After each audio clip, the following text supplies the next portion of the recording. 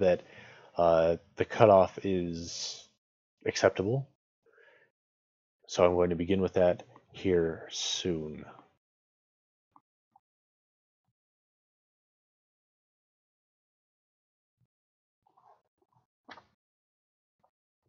The Maiden Without Hands. A miller, who had gradually become very poor, had nothing left but his mill and a large apple tree behind it. One day, when he went into the forest to gather wood, an old man, whom he had never seen before, came toward him and said, "Why do you take the trouble to cut down wood? I will give you great riches if you will promise to me that which you have behind your mill." "That can be no other than my apple tree," thought the miller. "I possess nothing else." So he said to the old man, "Yes, I will let you have it." Then the stranger smiled maliciously and said, "In 3 years I will come again to claim what belongs to me." And after saying this, he departed. As soon as the miller returned home, his wife came toward him and said, "Miller, from whence have all these riches came so suddenly into our house? All at once every drawer and chest has become full of gold. No one brought it here, and I know not where it came from." "Oh," replied her husband, "I know all about it. A strange man whom I met in the wood promised me great treasures if I would make over to him what stood behind the great mill. I knew I had nothing there but the large apple tree, so I gave him my promise." "Oh, husband," said the wife in alarm, "that must have been the wizard. He did not mean the apple tree, but our daughter, who was behind the mill sweeping out the court." The miller's daughter was a modest and beautiful maiden, and lived in innocence and obedience to her parents for 3 years, until the day came on which the wicked wizard was to claim her. She knew he was coming, and after washing till she was pure and clean as snow, she drew a circle of white chalk and stood within it. The wizard made his appearance very early, but he did not dare to venture over the white circle. Therefore he could not get near her. In great anger he said to the miller, "Take away every drop of water, that she may not wash, otherwise I shall have no power over her." The frightened miller did as he desired, but on the next morning when the wizard came again, her hands were as pure and clean as ever, for she had wept over them. On this account the wizard was still unable to approach her, so he flew into a rage and said, "Chop her hands off, otherwise I cannot touch her." Then the miller was terrified and exclaimed, "How can I cut off the hands of my own child?" Then the wicked wizard threatened him and said, "If you will not do as I desire you, then I can claim you instead of your daughter, and carry you off." The father listened in agony, and in his fright promised to obey. He went to his daughter and said to her, "Oh, my child, unless I cut off your 2 hands, the wizard will take me away with him, and in my anguish I have promised. Help me in my trouble, and forgive me for the wicked deed I have promised to do." "Dear father," she replied, "do with me what you will. I am your child." Thereupon she placed her 2 hands on the table before him, and he cut them off. And the wizard came the next day for the 3rd time, but the poor girl had wept so bitterly over the stumps of her arms that they were as clean and white as ever. Then he was obliged to give way, for he had lost all right to the maiden. As soon as the wizard had departed, the miller said, "My child, I have obtained so much good through your conduct that for your whole lifetime I shall hold you most precious and dear." "But I cannot stay here, father," she replied, "for I am not safe. Let me go away with people who will give me the sympathy I need so much." "I fear such people are very seldom to be found in the world," said her father. However, he let her go. So she tied up her maimed arms and went forth on her way at sunrise. For a whole day she travelled without food, and as night came on found herself near one of the royal gardens. By the light of the moon she could see many trees laden with beautiful fruit, but she could not reach them, because the place was surrounded by a moat full of water.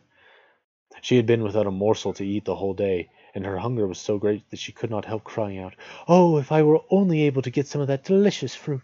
I shall die unless I can obtain something to eat very soon."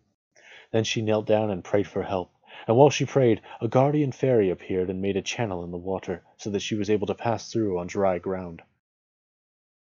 When she entered the garden, the fairy was with her, although she did not know it, so she walked to a tree full of beautiful pears, not knowing that they had been counted. Being unable to pluck any without hands, she went close to the tree, and ate one with her mouth as it hung. One and no more, just to stay her hunger. The gardener, who saw her and the fairy standing near her, thought it was a spirit, and was too frightened to move or speak. After having satisfied her hunger, the maiden went and laid herself down among the shrubs, and slept in peace. On the following morning the king, to whom the garden belonged, came out to look at his fruit trees. and when he reached the pear tree and had counted the pears, he found one missing. At first he thought it had fallen, but it was not under the tree, so he went to the gardener and asked what had become of it. Then said the gardener, "There was a ghost in the garden last night, who had no hands and ate a pear off the tree with its mouth." "How could a ghost get across the water?" asked the king, "and what became of it after eating the pear?" To this the gardener replied, "Someone came first in snow-white robes from heaven, who made a channel and stopped the flow of water so that the ghost walked through on dry ground." "It must have been an angel," continued the gardener, "and therefore I was afraid to ask questions or to call out. As soon as the spectre had eaten one pear, it went away." Then said the king, "Conceal from everyone what you have told me, and I will watch myself tonight." As soon as it was dark, the king came into the garden and brought a priest with him to address the ghost, and they both seated themselves under a tree, and the gardener, standing near them, waited in silence. About midnight the maiden crept out from the bushes and went to the pear tree, and the three watchers saw her eat a pear in the tree without picking it, while an angel stood near in white garments. Then the priest went toward her and said, "Art thou come from heaven or earth? From heaven or earth? Art thou a spirit or a human being?" Then the maiden answered, "Ah me, I am no ghost, only a poor creature forsaken by every one but God." Then the king said, "You may be forsaken by all the world, but if you will let me be your friend, I will never forsake you." So the maiden was taken to the king's castle, and she was so beautiful and modest that the king learned to love her with all his heart. He had silver hands made for her, and very soon after they were married with great pomp. About a year after, the king had to go to battle, and he placed his young wife under the care of his mother, who promised to be very kind to her and to write to him. Not long after this the queen had a little son born, and the king's mother wrote a letter to him immediately, so that he might have the earliest intelligence, and sent it by a messenger. The messenger, however, after traveling a long way, became tired and sat down to rest by a brook, where he soon fell fast asleep. Then came the wizard, who was always trying to injure the good queen, took away the letter from the sleeping messenger, and replaced it by another, in which it was stated that the little child was a changeling. Knowing nothing of the change, the messenger carried this letter to the king, who, when he read it, was terribly distressed and troubled. However, he wrote in reply to say that the queen was to have every attention and care till his return. The wicked wizard again watched for the messenger, and while he slept, exchanged the king's kind letter for another, in which was written to the king's mother an order to kill both the queen and her child. The old mother was quite terrified when she read this letter, for she could not believe that the king meant to do anything so dreadful. She wrote again to the king, but there was no answer, for the wicked wizard had always interrupted the messengers, and sent false letters. The last was worst of all, for it stated that instead of killing the mother and her child, they were to cut out the tongue of the changeling and put out the mother's eyes. But the king's mother was too good to attend to these dreadful orders, so she said to the queen, while her eyes streamed with tears, "I cannot kill you both, as the king declares me to do, but I must not let you remain here any longer. Go now out into the world with your child, and do not come back here again." Then she bound the boy on his mother's back, and the poor woman departed, weeping as she went. After walking some time, she reached a dense forest, and knew not which road to take. So she knelt down and prayed for help. As she rose from her knees, she saw a light shining from the window of a little cottage, on which hung a small signboard with these words, "Every one who dwells here is safe."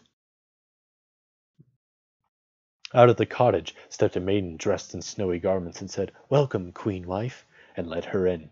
Then she unfastened the baby from his mother's back, and hushed him in her arms till he slept so peacefully that she laid him on a bed in another room, and came back to the mother.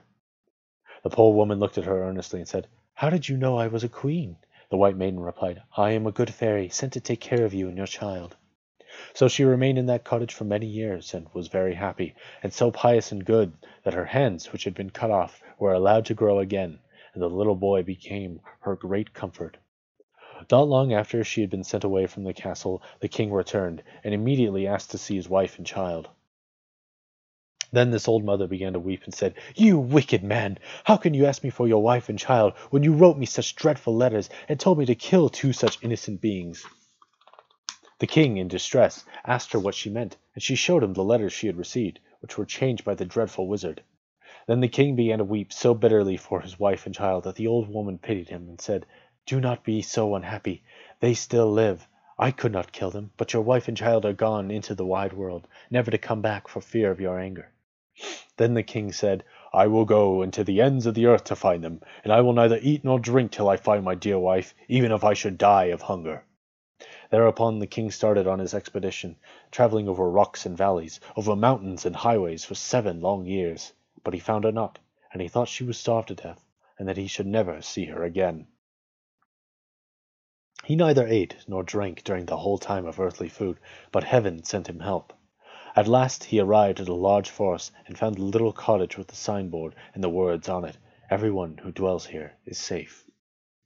While he stood reading the words, the maiden in white raiment came out, took him by the hand, and led him into the cottage, saying, "My lord, the king is welcome, but why is he here?" Then he replied, "I have been for 7 years traveling about the world, hoping to find my wife and child, but I have not yet succeeded. Can you help me?" "Sit down," said the angel, "and take something to eat and drink first." The king was so tired that he gladly obeyed, for he really wanted rest. Then he laid himself down and slept, and the maiden in white raiment covered his face.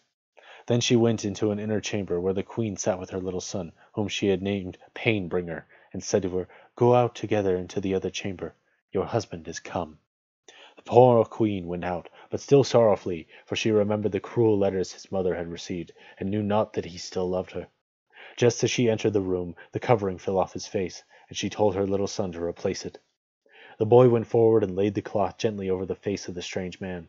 But the king heard the voice in his slumber, and moved his head so that the covering fell off again. "My child," said the queen, "cover the face of thy father." He looked at her in surprise, and said, "How can I cover my father's face, dear mother? For I have no father in this world. You have taught me to pray to our Father, which art in heaven, and I thought my father was God. The strange man is not my father. I do not know him." When the king heard this, he started up and asked who they were. Then said the queen, "I am your wife, and this is your son." The queen looked, the king looked at her with surprise. "Your face and your voice are the same," he said, "but my wife had silver hands, and yours unnatural." "My hands have mercifully been allowed to grow again," she replied, and he still doubted. The maiden in white entered the room, carrying the silver hands, which she showed to the king.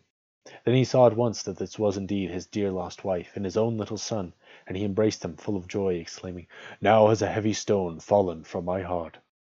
The maiden prepared a dinner for them, of which they all partook together, and after a kind farewell, the king started with his wife and child to return home to the castle, where his mother and all the household received them with great joy.